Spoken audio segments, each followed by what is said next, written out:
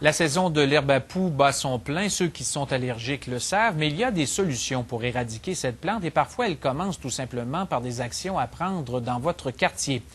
Émilie Beaulieu. C'est une plante toute verte, sans odeur, solitaire, qui adore le soleil. Elle pousse en pleine ville, près des trottoirs, autour des poteaux. Sa stratégie, s'agripper aux pneus et aux chaussures pour voyager vers d'autres quartiers. Son nom, herbe à poux. On est dans une zone à peu près idéale pour l'herbe à poux.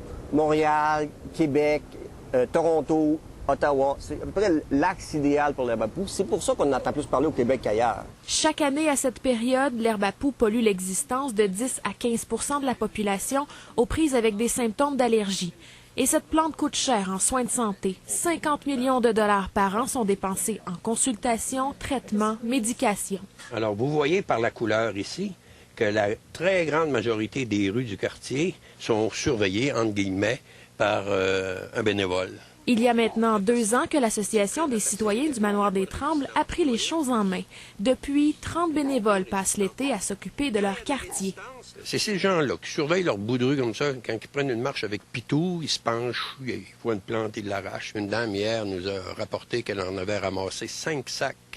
5 sacs à poubelle, à elle toute seule dans son coin. Et même si le travail devra se faire sur une longue période pour complètement éradiquer la plante, le progrès est déjà évident. On peut déjà déclarer ici des rues libres d'herbe à poux.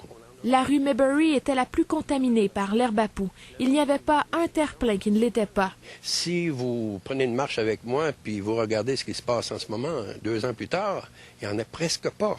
Mais on ne peut pas chanter victoire. Il y a peut-être des vieilles graines qui sont encore là de l'an passé qui vont germer l'an prochain. C'est pourquoi l'association veut sensibiliser les plus jeunes, former la nouvelle génération. Ça prendra le temps que ça voudra. Puis il s'agit d'être patient avec la nature.